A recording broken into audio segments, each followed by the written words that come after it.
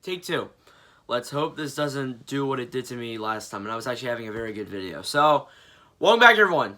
Today we're doing another career video. We haven't done one of these since the Derek Boogaard career video, which was, I think, before the playoffs even started, which, that was a very long time ago. So, yeah, we're doing this for the first time in a while, and it won't be the last time we're doing it this week. We do have a Trevor Daly one scheduled for Saturday. I'm creating the note sheet for that this morning, so we're getting ready for that as well. But first off, we're gonna start doing career videos over the next few weeks because we are not getting that many news. I do have a news time today.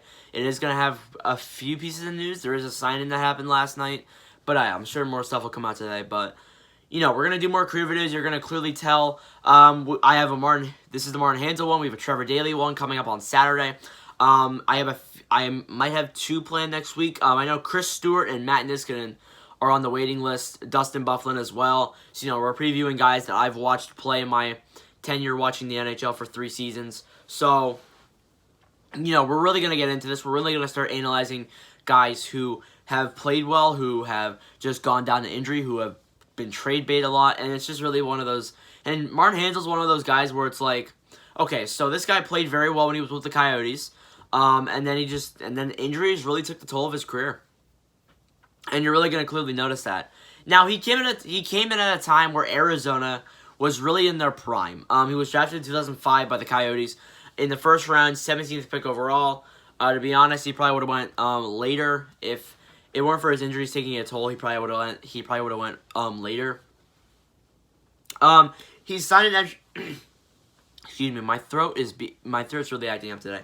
He signed an entry-level contract on May 30th of 2007, and he played his first season in 2007-2008. So this guy has been playing since I was born.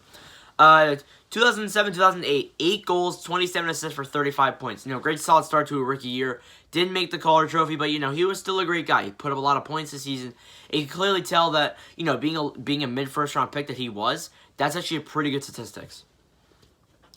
2008-2009, there's always that expected term of the sophomore slump, and I'm not surprised that he could have gotten less points, and I'm not surprised that he did.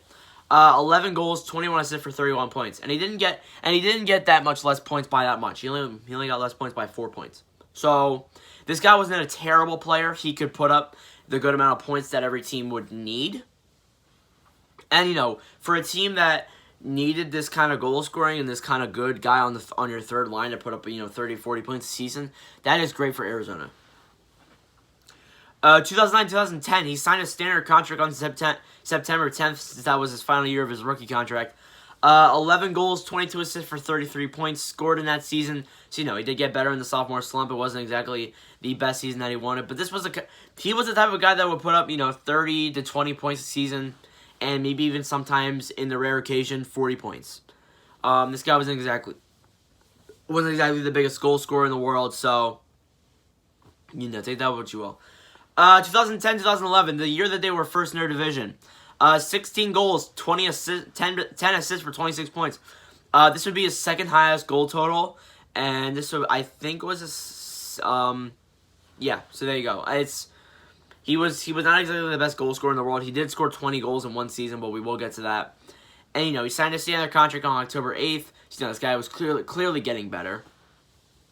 But Arizona didn't put up the success until next season. 2011-2012, that was the year that they went to the playoffs. 8 goals, 26 assists for 34 points. This was the year that Arizona won on the playoff run.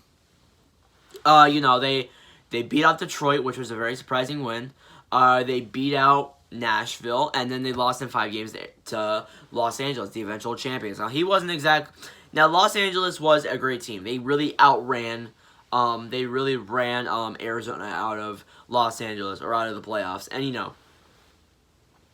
it isn't that bad of a thing. I thought the Coyotes played well, and, I had hope that, as, my dad was a Coyotes fan, he had hope that, they could be better next season. So, and it's possible. It was definitely possible that they could have been much better next season, but it didn't really take a toll. He did have 6 points in the playoff run, so he did put up a decent amount of points.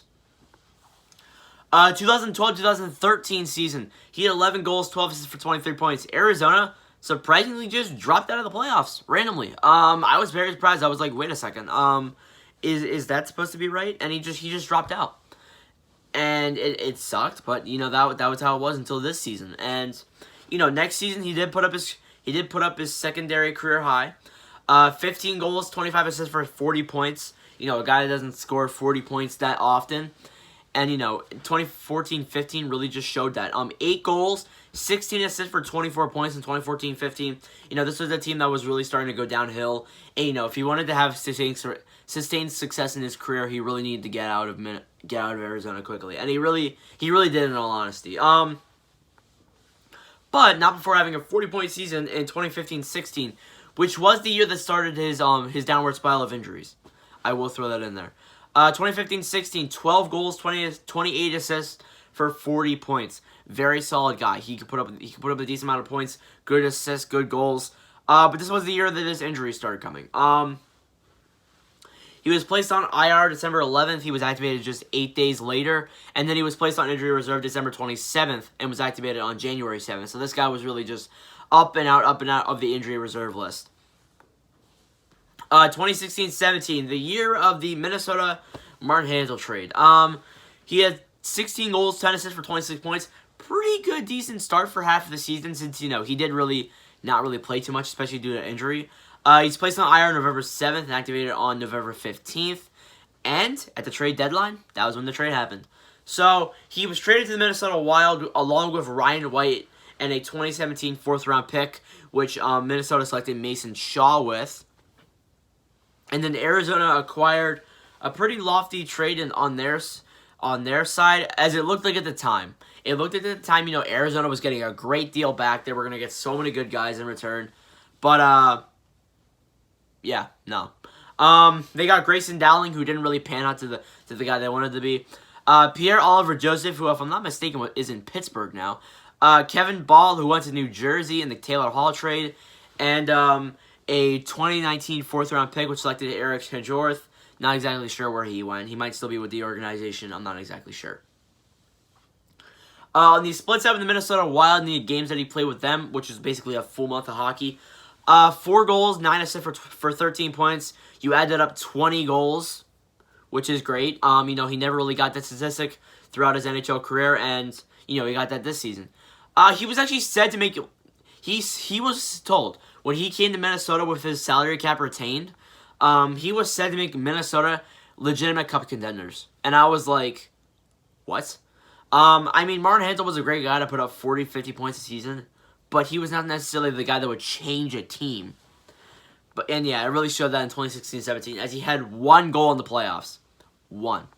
And Minnesota didn't get past the first round. So, it was pretty obvious that, he really was going to go downhill, and it showed that. He was not re-signed in the 2017 free agency, so he became a free agent therefore. And he signed a contract with the Dallas Stars on July 1st of 2017. And you look at these next 2 seasons, and you could clearly tell his point totals were going down. And injuries started taking a toll. 2017-18, he had 5 goals, 5 assists for 10 points. Now, let me read the injury reserve list. He was put on IR December 2nd, activated just 12 days later. Then he was put on IR February 3rd, activated just 2 days later, and then was put on IR March 9th. It was not taken off of it as Dallas missed the playoffs in 2017-18. And, that was when I started showing love for him. I knew that this guy didn't put up too much points in his career, and it was like, this is the type of guy that I'm interested in watching. And, yeah, he did not do well in 2018-19 either. This was probably his career worst season. 2018-19, 1 goal, 1 assist for 2 points. And he was placed on IR October 22nd, then placed on long-term IR November 10th, activated on December 7th, put on IR December 28th, and then put on long-term IR February 23rd. And then he missed the entirety of 2019-20 last season, with putting on IR October 1st, and then putting on long-term IR 3 days later. After that, there was so much uncertainty regarding him, and there was Czech rumors of him heading to Europe and retiring from NHL, and we never really heard anything official until Sunday. So Martin Hanzal has retired from the NHL. His career is not completely over yet. Maybe we'll do another video in the future covering his Swedish totals in the NHL and all that good stuff. So his career totals were 673 games played, 126 goals, 211 assists for 337 points. A career over 12 seasons with Arizona, Minnesota, and Dallas. So, a guy that never really played in the East. He was the type of guy that really just got his career taken out by injuries. And we're going to notice that in a lot of guys that we do career videos over with the next few years. So, yeah, there you go. Anyways, that's it for this one. Thanks for watching. If you enjoyed, make sure to like, subscribe, and we were trying to get some subs by the end of the year. Not really, though. I know we're not going to make it. I mean, we have been getting a lot of subs. We're almost halfway to the sub goal, but I doubt we're going to make it. So, yeah, thanks for watching. And, yeah, thank you all for the constant support, and I'll see you guys in the next video.